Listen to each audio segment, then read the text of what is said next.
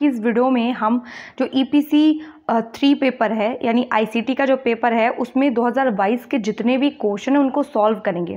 क्योंकि एक बच्चे का मैसेज था, उसने बोला था मैम मैराथन करवा दीजिए। देखिए मैराथन बहुत लंबी हो जाती है और उसको देखना भी थोड़ा सा मुश्किल हो जाता है, और हो सकेगा तो एग्ज़ाम तक मैं एक मैराथन भी लेके आऊँगी, उसकी आप टेंशन मत लीजिएगा। तो अभी मैं क्या करती हूँ, पेपर वाइज पेपर सॉल्व करवाती चलती हूँ, जिससे कि आप लोगों को उन चीज़ों को ढूंढना ना पड़े। तो आज हम 2022 के पेपर को सॉल्व करेंगे आईसीटी के। तो फटाफट से हम लोग देखते हैं। देखिए सबसे पहला क्वेश्चन यहाँ पे दिया गया है कि आईसीटी की अवधारणा एवं प्रकृति से आप क्या समझते हैं। देश के बदलते हुए सामाजिक आर्थिक संदर्भ में आईसीटी की आवश्यकता तथा विस्तार की विवेचना कीजिए। तो आइए हम लोग फटाफट से देखते हैं। तो क्वेश्चन में पूछा गया है आईसीटी की अवधारणा। तो आपको सबसे पहले आईसीटी को नहीं बताना है, आपको आई को अलग बताना है, यानी इन्फॉर्मेशन को अलग बताना है, कम्युनिकेशन को अलग बताना है, टेक्नोलॉजी को अलग बताना है। देन उसके बाद में आप आईसीटी की अवधारणा बताएंगे। फिर उसके बाद आप बताएंगे देश के सामाजिक आर्थिक विकास में आईसीटी की क्या भूमिका रही। ठीक, तो सबसे पहले आप क्या लिखेंगे, सूचना यानी मीनिंग ऑफ इंफॉर्मेशन। सूचना शब्द का प्रयोग कई अर्थों में लिया जा सकता है। साधारण जानकारी के लिए यथा मुझे इस बारे में सूचना है। ठीक है, संदेश ग्रहण करने या पहुंचने के लिए यथा आप यह सूचना उस तक अवश्य पहुंचा दें। आंकड़ों का संग्रह करना और उसका आदान प्रदान करना। उदाहरण के लिए यदि हम जानना चाहते हैं कि 10वीं कक्षा का परीक्षाफल छत्तीसगढ़ के विभिन्न विद्यालयों में किस प्रकार का रहा, तो यह सूचना प्राप्त करने के लिए हमें विद्यालयों के परीक्षा परिणाम से संबंधित आंकड़े एकत्रित करने होंगे और उनका सार्थक विश्लेषण कर निष्कर्ष निकालना होगा। उसके बाद परिभाषा की बात करें तो सूचना से अभिप्राय उन आंकड़ों से है जिन्हें किसी निष्कर्ष तक पहुंचने के लिए काम से लिया जाता है। उसके बाद हम एक्सप्लेन करेंगे। देखिए फिर उसके बाद हम इसी में देखते हैं आंकड़ों का सार रूप ही सूचना कहलाता है। किसी भी सूचना प्रणाली में अदा यानी इनपुट को आंकड़े डाटा कहा जाता है तथा आउटपुट को सूचना कहा जाता है। आंकड़ों को परिकलन के बाद सूचना में परिवर्तित किया जाता है। देखिए कंप्यूटर को हिंदी में पढ़ना टफ है, एक्चुअली बात ये है, ठीक है, लेकिन फिर भी आप देखिए क्योंकि लिखना आपको हिंदी में ही है। प्राथमिक या कच्चे आंकड़े, फिर उसके बाद आंकड़े का या फिर जो प्रोसेसिंग होती है उसके बाद सूचना प्राप्त होती है। आप सूचना की कुछ विशेषताओं को दे देंगे। पूछा गया है आईसीटी की अवधारणा, लेकिन आप पहले इन्फॉर्मेशन बताएंगे, कम्युनिकेशन बताएंगे, टेक्नोलॉजी बताएंगे, देन उसके बाद आप एक्सप्लेन करेंगे इन्फॉर्मेशन, कम्युनिकेशन, टेक्नोलॉजी। ओके, इसकी क्या है उपलब्धता, यानी सभी संभव स्रोतों से सूचना प्राप्त करने का प्रयास किया जाए। उपलब्ध आंकड़ों का इस प्रकार से संग्रह किया जाए कि आवश्यकता पड़ने पर उनका उपयोग किया जा सके। यथार्थता और विश्वसनीयता, एकत्रित और संग्रहित आंकड़े पूरी तरह से यथार्थ और विश्वसनीय होने चाहिए। पूर्णतः, एकत्रित की गई सूचना सभी दृष्टियों से पूर्ण होनी चाहिए, अपूर्ण सूचना से नुकसान हो सकता है। परिशुद्धता, प्राप्त सूचना अपने शुद्ध और मूल रूप में प्रयोग के लिए उपलब्ध होनी चाहिए। समयबद्धता की बात करें तो जब भी सूचना की आवश्यकता पड़े उसे जल्दी से जल्दी समय पर उपलब्ध होना चाहिए। देरी से प्राप्त सूचना से कोई लाभ नहीं होता। प्रस्तुतिकरण की बात करें तो सूचना को प्रभावी ढंग से प्रस्तुत किया जाए, इससे सूचना के मूल्य में वृद्धि होती है। ठीक है, ये हो गया। उसके बाद आप एक्सप्लेन करेंगे संप्रेषण को यानी कम्युनिकेशन को। तो संप्रेषण शब्द अंग्रेजी के कम्युनिकेशन का हिंदी पर्यायवाची शब्द है जो कि लैटिन भाषा के कम्युनस से निकला हुआ है। कम्युनस का मतलब होता है सामान्य या सहभागी या प्रवेश या संचार। कॉन्सेप्ट की अगर हम इसकी बात करें तो संप्रेषण तथा प्रेषण और प्रेषित करना जैसी क्रियाओं को अपने में संजोए हुए, जिसका अर्थ होता है किसी वस्तु या विचार को एक जगह से दूसरी जगह भेजना। अपने द्वारा भेजे जाने वाले पत्र इत्यादि के लिए प्रायः हम प्रेषित करना जैसी क्रिया का प्रयोग ही करते ही रहते हैं। उसके बाद देखिए इसकी एक परिभाषा आप दे सकते हैं कि मानवीय विचारों और अभिमतों को शब्दों, पत्रों एवं संदेशों के माध्यम से आदान प्रदान करना ही संप्रेषण है, एफ.जी. मेयर ने कहा है। इसी प्रकार आप संप्रेषण की विशेषताओं को बता देंगे कि संप्रेषण एक पारंपरिक संबंध स्थापित करने की प्रक्रिया है। इसमें विचार विमर्श तथा विचार विनिमय कर विशेष ध्यान दिया जाता है। ये 2 वे प्रोसेस है, मतलब अर्थात इसमें 2 पक्ष होते हैं, एक संदेश देने वाला और दूसरा संदेश ग्रहण करने वाला। संप्रेषण प्रक्रिया एक उद्देश्य युक्त प्रक्रिया है। संप्रेषण में मनोवैज्ञानिक, सामाजिक पक्ष जैसे विचार, संवेदनाएं, भावनाएं तथा समावेशित होती हैं। प्रभावशाली संप्रेषण उत्तम शिक्षण के लिए एक बुनियादी तत्व है। संप्रेषण में सामान्यतः व्यक्ति उन्हीं चीज़ों पर प्रत्यक्षीकरण करते हैं जिनकी उन्हें अपनी व्यक्तिगत आवश्यकताओं, मूल्यों, प्रेरकों, परिस्थितियों या पृष्ठभूमि के अनुसार आकांक्षा या प्रत्याशा होती है। संप्रेषण मानवीय एवं सामाजिक वातावरण को बनाए रखने का कार्य करता है। संप्रेषण सदैव गत्यात्मक प्रक्रिया होती है। अब संप्रेषण के जो कार्य हैं उनको भी लिख दीजिए। सूचना प्रदान करना, आदेश करना, परस्पर विश्वास जागृत करना, समन्वय स्थापित करना। उसके बाद आप बात करेंगे टेक्नोलॉजी की। ये तो हम पहले भी बात कर चुके हैं कि तकनीकी अंग्रेजी के टेक्नोलॉजी शब्द का पर्याय है। तकनीकी का अर्थ होता है दैनिक जीवन में वैज्ञानिक ज्ञान का प्रयोग करने की विधियाँ। तकनीकी शब्द को अधिकतर मशीन या मशीन संबंध के प्रत्ययों से साधारणतः लोग जोड़ते हैं, लेकिन यह आवश्यक नहीं है कि तकनीकी में मशीन या मशीनरी का प्रयोग किया जाए। इसका तात्पर्य तो किसी भी प्रयोगात्मक कार्य से है जिसमें वैज्ञानिक ज्ञान या सिद्धांतों का प्रयोग किया जाए। यह ग्रीक शब्द टेक्निकोस से निकला हुआ है और इसका अर्थ है कला। इसका पर्याय लैटिन भाषा का शब्द टेक्सियरा, इसका अभिप्राय बुनने तथा निर्माण करने से होता है। अब देखिए, अगर हम बात करते हैं तो आते हैं अपने, इसमें भी हम अब जो टेक्नोलॉजी है उसकी भी एक परिभाषा दे देंगे। अतः ये कहा जा सकता है कि वैज्ञानिक व्यवस्थाओं तथा प्रविधियों का प्रयोगात्मक ज्ञान ही तकनीकी या तकनीकी विज्ञान है। देन उसके बाद अगर हम बात करें, अब हम बात करेंगे सूचना एवं संप्रेषण तकनीकी के अर्थ की। ठीक है, तो अब हम बात करें तो प्रत्यक्ष तथा अप्रत्यक्ष अनुभव जीवन में बहुत कुछ सीखते हैं, या यूँ कहें कि अध्यापक का कार्य करते हैं। ठीक है, हम लोग इनडायरेक्टली डायरेक्टली सीखते ही रहते हैं कुछ ना कुछ। तो प्रत्यक्ष ढंग से हम किसी व्यक्ति से पूछकर, किताबों से या पत्र पत्रिकाओं से पढ़कर, चित्र, फोटोग्राफ तथा फिल्म देखकर या रेडियो टेप आदि सुनकर, इन स्रोतों से प्राप्त सूचना के आधार पर ही हम किसी व्यक्ति, स्थान, वस्तु या विचार के बारे में जानने या समझने का प्रयत्न करते हैं। सूचना प्राप्ति और उसको ठीक ढंग से तरह से नियंत्रित एवं व्यवस्थित करने की इसी तकनीकी को सूचना तकनीकी कहा जाता है। परंतु संप्रेषण के बिना सूचना की प्राप्ति अधूरी है। संप्रेषण की सहायता से हम अपने विचारों, मान्यताओं, जानकारी को एक दूसरे के साथ बांटते हैं। अतः हम कह सकते हैं कि सूचना और संप्रेषण दोनों ही ज्ञान को ग्रहण करने तथा ज्ञान प्राप्ति के ढंग को जानने समझने हेतु हमें ज़रूरत रहती है। सूचना एवं संप्रेषण संबंधी कार्य में कुशलता एवं प्रवीणता चाहिए, तो हमें सूचना एवं संप्रेषण विज्ञान जैसे सूचना एवं संप्रेषण तकनीकी या संक्षेप में ICT कहा जाता है। अब देखिए, सूचना संप्रेषण तकनीकी की उपयोगिता या महत्व या नेचर कह सकते हैं, nature and importance of ICT, क्योंकि ये भी पूछा गया है। तो कह रहे हैं कि ICT पारस्परिक संबंध स्थापित करने की प्रक्रिया है। इसमें विचार विमर्श तथा विचार विनिमय पर विशेष ध्यान दिया जाता है। यह द्विमुखी प्रक्रिया है, यह एक उद्देश्ययुक्त प्रक्रिया है। ICT में मनोवैज्ञानिक व सामाजिक पक्ष समाहित होते हैं। उसके बाद बात करें तो प्रभावशाली ICT एक उत्तम शिक्षण के लिए एक बुनियादी तत्व है। उसके बाद अगर हम बात करें तो छात्रों के लिए उपयोगी, यानी विद्यार्थी सूचना के स्रोतों से परिचित होंगे। छात्र समन्वयक रूप से सूचनाओं का संग्रहण करेंगे। वे सूचनाओं को एकत्रित कर आवश्यकता अनुसार उनका उपयोग उचित अवसरों पर करने का प्रशिक्षण प्राप्त करेंगे। सूचना तकनीकी द्वारा वे सूचनाओं के आधार पर समस्या समाधान की और निर्णय क्षमता का प्रशिक्षण हासिल करेंगे। अध्यापकों के लिए उपयोगी, वे अपने शिक्षण दायित्वों को निभाने में मदद ले सकेंगे। समयक शिक्षण हेतु अध्यापकों को कई प्रकार की सूचनाएं चाहिए, आंकड़ों की जानकारी। इस दृष्टि से सूचना तकनीकी उपयुक्त मदद कर सकती है। वे विद्यार्थियों को सूचनाओं के स्रोत से परिचित कराकर उनसे आवश्यकता अनुसार सूचनाओं को ग्रहण कर सकती है या ग्रहण करवा सकता है जो अध्यापक है। फिर कह रहे हैं शिक्षण मशीन, संगणक निर्देशित अधिगम सामग्री और अभिक्रमित पाठ्य जो पुस्तक है आदि के द्वारा वे अपना कार्य अच्छे ढंग से कर सकते हैं। मार्गदर्शकों के लिए उपयोगी होती है, शिक्षक नियोजकों तथा प्रशासकों के लिए उपयोगी होती है, शैक्षिक शोधकर्ताओं के लिए उपयोगी होती है, जो कि शिक्षा में बहुत अधिक उपयोगी होते हैं। अब देखिए, कह रहे हैं शिक्षा से जुड़े हुए व्यक्ति को इनका लाभ एवं उपयोगिता, advantage of ICT in education, विद्यार्थियों के लिए उपयोगी होती है। सूचना एवं संप्रेषण तकनीकी के उपयोग से विद्यार्थियों को सूचना के स्रोतों से परिचित होने, उनके द्वारा सूचना इकट्ठी करने, उन्हें ठीक से संग्रहित करने तथा व्यवस्थित कर भविष्य में आवश्यकता अनुसार उपयोग में लाने का उचित अवसर एवं प्रशिक्षण मिलता है। शिक्षकों के लिए उपयोगी की बात करें तो ICT शिक्षकों के विभिन्न आंकड़ों व सूचनाओं को प्रभावी ढंग से संग्रहित कर विद्यार्थियों को उपलब्ध करने में सहायक सिद्ध होती है। अभिक्रमित पाठ्य पुस्तकों, शिक्षण मशीन तथा कंप्यूटर निर्देशित स्व अधिगम सामग्री यहाँ अध्यापकों को अपने शिक्षण कार्यों को बेहतर ढंग से पूरा कर बालकों को ज़्यादा से ज़्यादा फायदा करने में कार्य कर सकती है। मार्गदर्शकों के लिए उपयोगी की बात करें तो निर्देशक तथा परामर्श सेवाओं के लिए तरह तरह की सूचनाएं, जानकारी, आंकड़ों तथा संप्रेषण की लगातार जरूरत रहती है।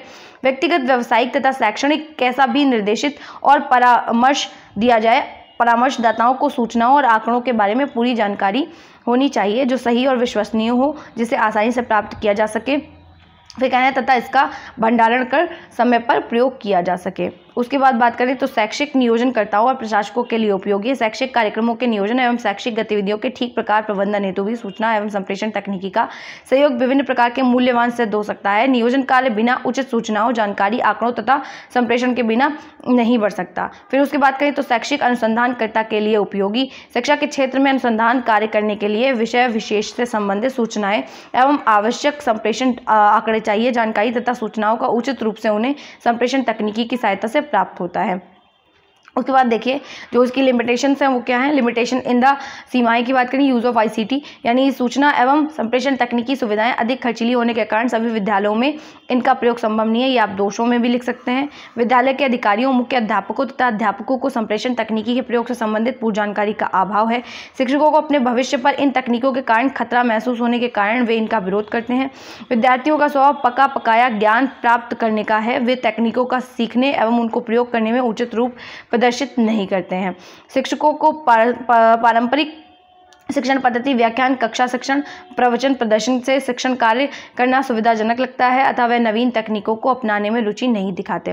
विद्यालय परिस्थितियों में अभी सूचना एवं संप्रेषण तकनीकी के उपयोग के लिए आवश्यक आधार भूमि तैयार नहीं हो रही है। फिर सातवां की बात करें तो विद्यालय प्रशासन तथा मौजूद सरकारों के हतोत्साही रवैये के चलते भी तकनीकी का विद्यालय में प्रयोग के मार्ग में बाधक है। अब क्वेश्चन में ये पूछा गया था कि देश के आर्थिक और सामाजिक विकास में आईसीटी का योगदान, तो उसको भी हम देखते हैं। तो देखते हैं, देखिए यहाँ पे लिखा हुआ है व्यापक मान्यता है कि सूचना और संचार प्रौद्योगिकी एक विकासशील देश के सामाजिक आर्थिक विकास में महत्वपूर्ण भूमिका जो है वो भूमिका निभा सकती है। आईसीटी में आर्थिक एवं सामाजिक गतिविधियां जैसे जेडपीडी विकास, रोजगार उत्पादकता, गरीबी उन्मूलन, जीवन की गुणवत्ता, शिक्षा और स्वास्थ्य देखभाल के कई पहलुओं को प्रभावित करने की क्षमता है, जबकि साहित्य सामाजिक आर्थिक विकास की असंख्य परिभाषाएं और तत्व प्रदान करता है। फिर कह रहे हैं ध्यान विभिन्न विषयों से सैद्धांतिक अवधारणाओं और अलग अलग व्यक्तिगत परियोजनाओं के प्रभावों पर केंद्रित होता है। विशेष रूप से सामाजिक आर्थिक विकास पर आईसीटी के प्रभाव को अंतिम हितधारक नागरिकों के दृष्टिकोण से सावधानी से जांचा नहीं गया। फिर कह रहे हैं एक देश के जो प्रौद्योगिकी के अंतिम उपभोक्ता हैं, यह अध्ययन एक विकासशील देश में आईसीटी संचालित सामाजिक आर्थिक विकास का वर्णन करने में नागरिकों के दृष्टिकोण पर ध्यान केंद्रित करके इन अंतर को भरता है। इस शोध को निर्देशित करने के लिए क्षमताओं के दृष्टिकोण से प्रभावित एक सैद्धांतिक रूपरेखा विकसित की गई थी और अध्ययन करने के लिए व्याख्यात्मक रुख का प्रयोग किया गया। फिर कह रहे हैं अधिक विशेष रूप से वर्णनात्मक शोध पद्धति का उपयोग किया गया था, जिसका उपयोग शायद ही कभी आईएस अनुसंधान में किया जाता है, लेकिन इस अध्ययन के लिए उपयुक्त है। आख्यान सामाजिक आर्थिक विकास में आईसीटी की भूमिका के बारे में सामाजिक अभ्यावेदन और प्रतिभागियों के विश्वासों में गहरी और गहन अंतर्दृष्टि प्रदान करते हैं। इस पद्धति का उपयोग करते समय सामाजिक आर्थिक विकास के प्रभाव आयामों का एक मॉडल प्रस्तुत किया गया है। ठीक है, ये क्या था, हमारा पहला वाला क्वेश्चन कंप्लीट हो गया है। चलिए अब हम आगे देखते हैं। अब देखिए हमारा जो 2022 का जो दूसरा क्वेश्चन ऑप्शन में दिया गया है उसका है एडगर, जो हमारा एजरडेल है, एजरडेल कहें या एडगर डेल का को जो शंकु कोण है उसको उदाहरण सहित समझाइए। एक अध्यापक एजरडेल के अनुभव शंकु प्रतिमान द्वारा संप्रेषण कौशल्य को अपनी कक्षा में किस प्रकार से अधिक प्रभावशाली बना सकता है, तो चलिए देखते हैं। तो चलिए हम लोग देखते हैं एजरडेल का जो शंकु प्रतिमान है उसको देखते हैं।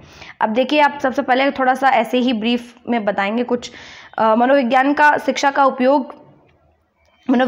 शिक्षा में प्रयोग 19वीं शताब्दी से किया जा रहा है। शिक्षा की प्रक्रिया का संबंध शिक्षण तथा अधिगम से होता है। शिक्षण द्वारा कक्षा में अधिगम परिस्थितियों का सृजन किया जाता है जिसे छात्र कुछ करके अनुभव प्राप्त करते हैं। इस प्रकार उनमें अपेक्षित व्यवहार परिवर्तन होता है जिसे ज्ञान की संज्ञा भी दी जाती है। छात्रों को ज्ञान अनुभव से प्राप्त होता है। अनुभव का स्रोत ज्ञानेंद्रियां होती हैं। ज्ञानेंद्रियां 5 होती हैं। अनुभव की प्रभावशीलता ज्ञानेंद्रियों की क्रियाशीलता पर निर्भर होती है। सही ज्ञान वास्तविक अनुभव पर आधारित होता है। यह बात सामान्य है कि हम सुनी हुई बात शीघ्र भूल जाते हैं और देखी हुई वस्तु को अधिक याद रख पाते हैं। इस अध्याय में मनोविज्ञान का शिक्षण तकनीकियों तथा माध्यमों के उपयोग का विवेचन किया गया है। इस अध्याय में निम्नलिखित 3 प्रत्ययों का वर्णन किया गया है। पहला है हमारा वास्तविक अनुभव, दूसरा है बहु इंद्रिय अनुदेशन, तीसरा है आधुनिक तकनीकी का उपयोग। अब देखिए कह रहे हैं जो एजरडेल है उनका जो शंकु है उसका अर्थ क्या है। बच्चे अनुभव से सीखते हैं। वास्तव में अनुभव का ही दूसरा नाम शिक्षा है। कुछ अनुभव प्रत्यक्ष तथा परोक्ष होते हैं। बहुत से अनुभव ठोस और बहुत से अमूर्त होते हैं। मतलब हमें कुछ चीज़ें दिखाई देंगी तब हम ज्ञान प्राप्त करेंगे और कुछ चीज़ें अमूर्त होती हैं, नहीं दिखाई देंगी, उससे हम ज्ञान की प्राप्ति करते हैं। ऐसे ही कल्पनाओं द्वारा सभी प्रकार के अनुभव हम अपनी 5 ज्ञानेंद्रियों द्वारा प्रयोग करते हैं, जिसमें हाथ से स्पर्श करना, आँख से देखना, कान से सुनना, नाक से सूंघना एवं जीभ से चाटना है। इनमें से एक से अधिक इंद्रियों के प्रयोग से हमें प्रतिदिन बहुत से अनुभव प्राप्त होते हैं। एडगर डेल ने इन सारे अनुभवों का वर्गीकरण करने के लिए एक चित्र व्यवस्था की रचना की। इसे उन्होंने अनुभव कोण का नाम दिया। आप कह रहे हैं कि एडगर डल के जो उनका कोण है उसकी विशेषताएं क्या है। तो एडगर डल शंकु शिक्षा के क्षेत्र में आधुनिक तकनीकी के उपयोग का एक ठोस मनोवैज्ञानिक आधार है। एडगर डल शंकु सॉफ्टवेयर और हार्डवेयर प्रदत्त विभिन्न शिक्षण अधिगम विधियां, सामग्री तथा उपकरण व्यक्ति विशेष को विभिन्न प्रकार के अधिगम अनुभव को अर्जित करने के संयोग को प्रदर्शित करता है। एडगर डल शंकु अनुभवों के अर्जन के लिए उपयोगी सहायक सामग्री के बारे में ज्ञान देता है। यह अनुभवों को प्रत्यक्ष से अप्रत्यक्ष की ओर लेकर जाता है। फिर कह रहे हैं एडगर डल शंकु साधनों तथा उनसे जुड़े अनुभवों को 11 श्रेणियों में वर्गीकृत करता है। अब बात करें तो मूल अनुभव प्रतिमान की जो उन्होंने दिया हुआ है उसको डीप में एक्सप्लेन करते हैं। तो बहुइंद्रिय अनुदेशन के संदर्भ में एडगर डल ने मूल अनुभव का उल्लेख किया है। अनुभव क्रिया आंतरिक होती है तथा व्यक्तिगत होती है, छात्रों की मानसिक अवस्था पर निर्भर करती है। शिक्षक का प्रस्तुतिकरण एवं प्रदर्शन एक ही प्रकार का होता है, परंतु प्रत्येक छात्र उनसे प्राप्त अनुभवों की व्यवस्था मानसिक स्तर पर अपने ढंग से करता है, इसीलिए इसे मूल अनुभव की संज्ञा दी गई है। अनुभव की प्रक्रिया मनोवैज्ञानिक तथा आंतरिक होती है। कोर शब्द का मूल अर्थ है मूल अनुभव, ठीक है। फिर कह रहे हैं छात्र पाठ्य वस्तु से संबंधित मूल अनुभवों की व्याख्या मानसिक स्तर पर अपने ढंग से करेंगे। अब देखिए पहला है ज्ञानेंद्रिय प्रत्यक्ष संपर्क द्वारा, क्रिया द्वारा अनुभव, चित्र द्वारा, चित्र तथा अन्य रूप प्रस्तुत आकृतियों के अवलोकन से, मौखिक तथा मौद्रिक शब्दों व संकेतों के माध्यम से शाब्दिक रूप में, कर्मेंद्रियों द्वारा अनुभव। फिर देखिए कहना है इनमें से तीसरा स्रोत सबसे कम महत्वपूर्ण है, परंतु शिक्षा में शाब्दिक अनुक्रियाओं का विशेष उपयोग किया जाता है। इन स्रोतों के द्वारा छात्रों को अनुभव प्राप्त होते हैं, परंतु इनके लिए शिक्षक को 3 प्रकार की क्रियाओं का संपादन करना होता है। इन क्रियाओं के संपादन में कर्मेंद्रियों का विशेष योगदान है। शाब्दिक अंतः क्रिया तथा कथन के द्वारा प्रदर्शित करना अथवा दिखाना, कार्य का संपादन करना। अब देखिए फिर उसके बाद कह रहे हैं शिक्षक अपने शिक्षण विधि, आयामों, अपव्यूहों, विधियों तथा प्रविधियों का उपयोग क्रियाओं के संपादन में करता है, जिससे कक्षा में अधिगम परिस्थितियों का सृजन होता है, व्यवहार विकासक का कार्य करते हैं। छात्र अपनी ज्ञानेंद्रियों कर्मेंद्रियों द्वारा अनुभव अर्जित करता है। अब देखिए कह रहे हैं जो हमारा एडगर डल है उनके प्रतिमान का त्रिकोण के आकार द्वारा प्रदर्शित किया गया है। इस त्रिकोण में सबसे नीचे प्रत्यक्ष और सार्थक अनुभवों को सम्मिलित किया गया है। इन अनुभवों की प्रबलता सबसे अधिक होती है। यदि हम इस त्रिकोण पर दृष्टि डालें तो इसके बाईं ओर एक लंबी रेखा ऊपर से नीचे की ओर घटता हुआ प्रभाव दिखाई देगा, अर्थात मौखिक शब्दों का प्रभाव सबसे कम तथा प्रत्यक्ष साधनों का प्रभाव सबसे अधिक दिखाई देता है। अब देखिए यहाँ पे इन्होंने ये पूरा चित्र दिया हुआ है, आप देख सकते हैं कि लाइन दी गई है। इधर अप्रत्यक्ष अमूर्त अनुभव है और इधर प्रत्यक्ष अमूर्त अनुभव है, ठीक है।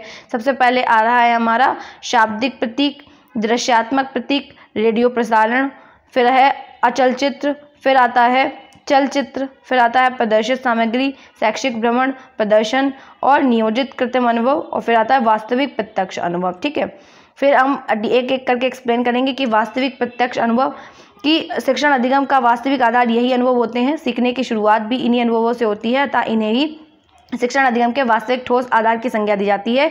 इन्हें अधिगमकर्ता द्वारा स्वयं ही वस्तुओं, व्यक्तियों, स्थानों, क्रियाओं तथा घटनाओं के प्रत्यक्ष संपर्क में आकर अनुभव किया जाता है। जो कुछ भी वह स्वयं करता है और उसे उसके फलस्वरूप जो कुछ मिलता है वह सब कुछ इसके प्रत्यक्ष अनुभव में शामिल होता है। नियोजित कृत्रिम अनुभव की बात करें तो कक्षा शिक्षण में ऐसी बहुत सी परिस्थितियों और अवसर आते ही रहते हैं जब अपेक्षित ज्ञान, कुशलता एवं समझ विकसित करने हेतु वास्तविक प्रत्यक्ष अनुभव प्रदान करना संभव ही नहीं हो, तब किसी चार्ट या चित्र द्वारा इसका प्रदर्शन करना नियोजित कृत्रिम अनुभव का ही एक उदाहरण होता है। फिर अगर हम बात करें तो अभिनयात्मक भागीदारी यानी ड्रामेटिक पार्टिसिपेशन, किसी नाटक के द्वारा भूतकाल या वर्तमान की घटनाओं को अभिनय क्रियाओं द्वारा देखा, सुना तथा स्वयं में अनुभव किया जाता है। जब छात्र इन नाटकों में भूमिका निभाते हैं तो इनके सामने सारी घटनाएं वैसी ही आने लगती हैं तथा वे उसी रूप में उन घटनाओं को अच्छी तरह सीख सकते हैं। उसके बाद बात करें तो प्रदर्शन द्वारा अनुभव, यहाँ विषय संबंधी विभिन्न तथ्यों तथा सिद्धांतों के ज्ञान एवं कौशल संबंधी अनुभवों को प्रदान करने हेतु अध्यापक द्वारा कक्षा कक्ष या प्रयोगशाला में विभिन्न वस्तुओं, उनकी कार्यप्रणाली, प्रक्रियाओं तथा उपयोग के प्रदर्शन का सहारा लिया जाता है। छात्र इस प्रकार के अनुभवों को स्वयं प्रयोग एवं प्रशिक्षण करके नहीं सीखते, बल्कि अपने अध्यापकों को इन प्रयोग एवं प्रशिक्षणों का प्रदर्शन करते हुए देख सकते हैं। शैक्षणिक भ्रमण की बात करेंगे तो प्राकृतिक, सामाजिक, ऐतिहासिक, भौगोलिक, औद्योगिक, वैज्ञानिक रुचि एवं ज्ञान से जुड़े हुए स्थानों एवं कार्य क्षेत्रों की सैर भ्रमण के अवसर प्रदान करने से भी विद्यार्थियों को ऐसे सजीव एवं रोचक प्रत्यक्ष अनुभव की प्राप्ति होती है जिनसे हमें क्या करना चाहिए, उन्हें अपने विषय संबंधी तत्वों तथा उसकी व्यवहारिक उपयोगिता को जानने तथा समझने में मदद मिले। अगर हम बात करें प्रदर्शनी तथा अजायब घर, कक्षा से बाहर छात्रों को प्रदर्शनी में ले जाया जा सकता है। यहाँ पर वस्तुओं को मूल रूप से दिखाया जा सकता है। विद्यालयों में भी प्रदर्शनी का आयोजन किया जाता है। इनसे भी जो छात्र हैं उनको प्रत्यक्ष अनुभव प्रदान करने का अवसर मिलता है। भ्रमण के दौरान अनेक वास्तविक अनुभव प्राप्त करने के अमूल्य अवसर मिलते हैं, परंतु शिक्षण अधिगम के दौरान विद्यालय द्वारा इस प्रकार के आयोजित अनुभव प्रदान करना उन्हें ना तो हर समय संभव ही है और ना समय, शक्ति और धन के व्यय को लेकर बुद्धिमत्तापूर्ण ही है। अपने विद्यालय में इस प्रकार के भ्रमण अनुभवों को विद्यार्थियों को कैसे प्रदान किया जाए, इसके लिए संग्रहालयों की स्थापना की जा सकती है। एक ऐसा प्रदर्शन कक्ष भी विद्यालय में स्थापित किया जा सकता है जिसमें विषय विशेष के ज्ञान एवं कौशल से जुड़े हुए अनुभवों को वस्तु, उपकरण तथा प्रक्रियाओं के माध्यम से प्रदर्शित कर छात्रों के सामने रखा जा सके। चलचित्र की बात करें तो वास्तविक प्रत्यक्ष अनुभव प्रदान करने की दृष्टि से चलचित्रों की गिनती भ्रमण तथा प्रदर्शित सामग्री के बाद भी एडगर डेल के अनुभव शंकु से ही की गई, क्योंकि जब वास्तविक अनुभवों की प्राप्ति नहीं हो रही हो तब चलचित्र द्वारा प्रदत्त अनुभव उनकी कमी को पूरा कर सकते हैं। इस दिशा में एक उपयुक्त दृश्य श्रव्य साधन एवं उपकरण के रूप में चलचित्रों को कक्षा में प्रदर्शन छात्रों को वांछित अधिगम अनुभव अर्जन में सहायक सिद्ध हो सकता है। इस रूप में शैक्षिक फिल्में, दूरदर्शन, वीडियो कैसेट, रिकॉर्डर आदि से प्राप्त अनुभवों को इस श्रेणी में रखा गया है। स्थिर जो अचल चलचित्र है, वास्तविक प्रत्यक्ष अनुभव प्रदान करने की दृष्टि से एडगर के अनुभव शंकु में स्थिर चित्रों की गिनती चलचित्र के बाद ही होती है। कारण स्पष्ट है कि स्थिर चित्रों से संबंधित शिक्षण अधिगम सामग्री में सभी प्रकार की चित्रात्मक और प्रक्षेपी सामग्री जैसे चार्ट चित्र, ग्राफ, मानचित्र, आकृति चित्र, कार्टून, पोस्टर, स्लाइड तथा फिल्म स्ट्रिप आदि की गिनती की जा सकती है और इस प्रकार की सामग्री के उपयोग से केवल दृश्यात्मक अनुभव ही प्रदान किए जा सकते हैं। उसके बाद अगर हम बात करें तो रेडियो प्रसारण की स्थिर चित्रों में जहां केवल दृश्यात्मक अनुभव की प्राप्ति संभव है, वहीं एडगर डेल द्वारा प्रदत्त इस अनुभव श्रेणी में मात्र श्रव्यात्मक अनुभव की उपलब्धि हो सकते हैं। यद्यपि एडगर डेल ने यहाँ केवल रेडियो प्रसारण से उपलब्ध अनुभवों का ही जिक्र किया है, परंतु यहाँ उन सभी शिक्षण अधिगम साधन एवं उपकरणों को स्थान दिया जा सकता है जिनसे मात्र सुनकर ज्ञान प्राप्त किया जा सकता है। फिर कहना है दृश्यात्मक प्रतीक संप्रेषण में भाषा यानी शब्दों का प्रयोग किया जाता है, अर्थात चित्रात्मक प्रस्तुति को शाब्दिक प्रस्तुति से बेहतर समझा जाता है और इसलिए यह कहा भी जाता है कि एक चित्र 1000 शब्दों से बेहतर है। शिक्षण अधिगम प्रक्रिया में अक्सर अनेक प्रकार के दृश्यात्मक प्रतीक युक्त सामग्री जैसे चार्ट, चित्र, आलेखन, मानचित्र, रेखाचित्र, पोस्टर, फोटोग्राफ आदि का प्रयोग किया जाता है। इस प्रकार की सभी सामग्री में भाषा का प्रयोग जरूरी नहीं होता है, अतः इनसे केवल दृश्यात्मक अनुभव ही प्राप्त किए जा सकते हैं। शाब्दिक प्रतीक की बात करें तो भाषा और उसके शब्द और मौखिक चाहे लिखित किसी भी रूप में संप्रेषण में प्राण कहे जाते हैं, परंतु शिक्षण अधिगम प्रक्रिया के इनके माध्यम से जो भी अनुभव विद्यार्थी को उपलब्ध कराए जाते हैं उनकी गिनतियां वास्तविक अनुभव प्राप्त करने की दृष्टि से सबसे अंत में होती है। एडगर डेल ने इसी वजह से इन्हें अपने अनुभव शंकु प्रतिमान में सबसे बाद में ऊपरी सिरे पर स्थान देने का प्रयास किया है। शाब्दिक प्रतीकों की एक विशेषता यह है कि शब्दों के माध्यम से कम समय में कम से कम साधन और शक्ति का उपयोग करके बहुत अधिक ज्ञान पहुंचाया जा सकता है और सूचना संबंधी ज्ञान अधिक से अधिक छात्रों तक पहुंचा सकते हैं। अपनी इसी विशेषता की वजह से व्याख्यान विधि को कक्षा शिक्षण में सबसे अधिक प्राथमिकता सभी विषयों के शिक्षण में सभी जो है वो स्थान दिया जाता है, परंतु इसे ज़रूरत से ज़्यादा महत्व देना अच्छा नहीं माना जाता है, जैसा कि अनुभव शंकु में स्पष्ट है। शिक्षण अधिगम कभी भी मात्र शाब्दिक ज्ञान और अनुभवों से अपने उद्देश्यों में सफल नहीं हो सकता। एडगर डेल के शंकु प्रतिमान के उपयोग की बात करें तो इनमें विभिन्न प्रकार के शिक्षण सामग्री को सम्मिलित किया गया है जिनकी अधिगम अनुभव की दृष्टि से व्याख्या की जा सकती है। इसमें अधिगम अनुभवों की व्यापकता के संदर्भ में शिक्षण सहायक सामग्री का विवेचन किया गया है। अधिगम अनुभवों की व्यापकता एवं गहनता ज्ञान इंद्रियों एवं कर्मेंद्रियों पर निर्भर करती है। बहु ज्ञान इंद्रियों की क्रियाशीलता मूल अनुभवों की ओर अग्रसर करती है। शिक्षण सहायक सामग्री के उपयोग में ज्ञान इंद्रियों की क्रियाशीलता का विवरण दिया गया है, अर्थात किस सामग्री के उपयोग से कौन सी इंद्रिय क्रियाशील होती है ये भी पता चलता है। शिक्षण सहायक सामग्री का उपयोग शिक्षण प्रभावशीलता को बढ़ाता है। सहायक सामग्री का वर्गीकरण उसकी प्रभावशीलता के क्रम में किया गया है। चलचित्रों के उपयोग से बहुपक्षीय अवलोकन संभव होता है जो कि मूल अनुभव प्रदान करता है। सहायक सामग्री के उपयोग में ज्ञानात्मक पक्ष, भावात्मक पक्ष और धारण शक्ति में वृद्धि होती है। प्रक्षेपित सहायक सामग्री में विद्यार्थी अधिक रुचि लेते हैं तथा शिक्षण की प्रभावशीलता बढ़ती है। मूल अनुभव प्रत्यक्ष अवलोकन से ही संभव होता है। इसके लिए प्रयोगशाला में प्रयोगों द्वारा, सर्वेक्षण द्वारा, शैक्षिक भ्रमण द्वारा मूल अनुभव प्रदान किया जाता है, जिससे विद्यार्थियों को वास्तविक ज्ञान प्राप्त होता है। इसलिए लेकिन कई बार सभी विषयों की पाठ्यवस्तु के शिक्षण में इसका प्रयोग संभव नहीं होता है। इस स्थिति में कक्षा में सहायक सामग्री का प्रयोग करना पड़ता है। यह सामग्री भी मूल अनुभव प्रदान करने में सहायक होती है। चलिए उसके बाद हम लोग देखते हैं कि कंप्यूटर सॉफ्टवेयर के संप्रत्यय एवं प्रकारों को परिभाषित कीजिए, सॉफ्टवेयर के गुणों का वर्णन कीजिए, इसको भी देखते हैं। तो सबसे पहले हम बात करेंगे कंप्यूटर सॉफ्टवेयर में। तो कंप्यूटर को आप सबसे पहले एक्सप्लेन करेंगे। कंप्यूटर शब्द की उत्पत्ति लैटिन भाषा के कंप्यूट से हुई है। इसका अर्थ होता है गिनती या गणना करना। पारिभाषिक शब्दों में कंप्यूटर एक स्वचालित असीम उद्देश्यों वाली इलेक्ट्रॉनिक युक्ति है जो दिए गए निर्देशों को अत्यंत सूक्ष्म समय में विश्लेषित करके सत्य एवं विश्वसनीय परिणाम प्रस्तुत करती है।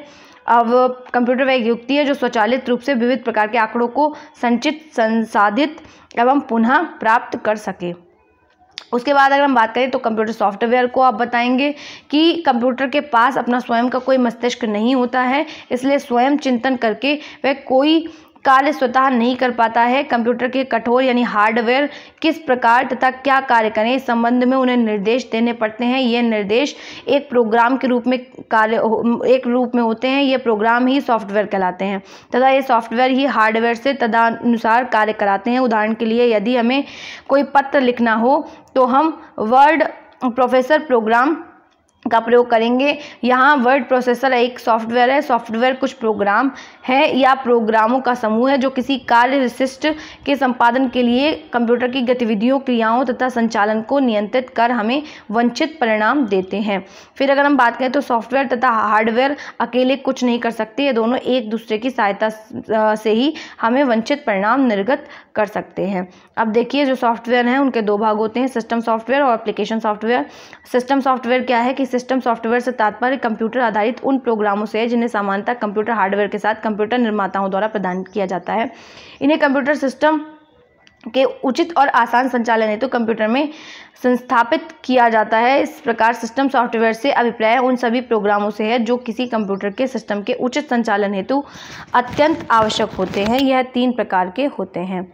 अब देखिए कौन कौन से होते हैं। जो ऑपरेटिंग सिस्टम, और उसके बाद हमारा होता है सिस्टम सपोर्ट प्रोग्राम, और फिर होता है लैंग्वेज ट्रांसलेशन। अब सबसे पहला जो ऑपरेटिंग सिस्टम होता है उसको देखें कि ये सॉफ्टवेयर कंप्यूटर में चल रहे प्रोग्रामों पर नियंत्रण रखते हैं, तथ्यों को संग्रहित करते हैं तथा कंप्यूटर के कार्य पर नियंत्रण रखते हैं। डॉस, डीबेस, यूनिक्स तथा विंडोज़ आदि प्रोग्राम इसी वर्ग में आते हैं। अब यूटिलिटी क्या काम करते हैं, सिस्टम सपोर्ट प्रोग्राम क्या काम करते हैं, इन्हें हमें यूटिलिटी प्रोग्राम तथा सर्विस प्रोग्राम भी कहते हैं। इससे श्रम तथा समय की बचत होती है। अब लैंग्वेज ट्रांसलेशन की बात करें तो कुछ प्रोग्राम अनुप्रयोग के प्रयोग के निर्माण में सहायक होते हैं। ये कंप्यूटर के समझने योग्य भाषा प्रदान करने, ये कंपाइलर और कह सकते हैं इंटरप्रीटर तथा असेंबलर के रूप में हो सकते हैं, क्योंकि कंप्यूटर हिंदी में थोड़ा सा टफ है, बट देख लीजिए। कंपाइलर पूरे प्रोग्राम को एक साथ पढ़ते हैं और जब वे पाते हैं कि इसमें कोई त्रुटि नहीं है तो उसे मशीनरी भाषा में बदलकर संग्रहित करते हैं। इसके विपरीत इंटरप्रेटर एक समय में एक तथ्य या कथन को ही पढ़ता है तथा उसके त्रुटिहीन होने पर उसे एक्सक्यूट करता है। कोरल, फोर्टॉन, पास्कल इसी वर्ग में आते हैं। अब दूसरा अगर हम बात करें एप्लीकेशन सॉफ्टवेयर की, सॉफ्टवेयर केवल एक कार्य विशेष के लिए ही होते हैं, और जैसे अकाउंट्स का कार्य करना इत्यादि, यह सॉफ्टवेयर तभी कार्य करेगा जब हार्ड डिस्क पर सिस्टम सॉफ्टवेयर की व्यवस्था हो। यानी ये 2 प्रकार के होते हैं।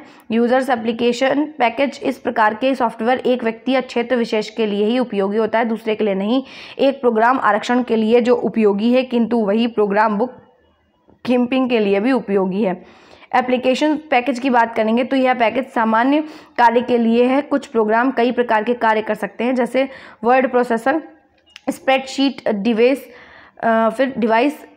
etc। अब इसके हम गुणों को जानते हैं। सिस्टम सॉफ्टवेयर इंटरनल एवं एक्सटर्नल क्वालिटीज़ यानी जो गुण हैं।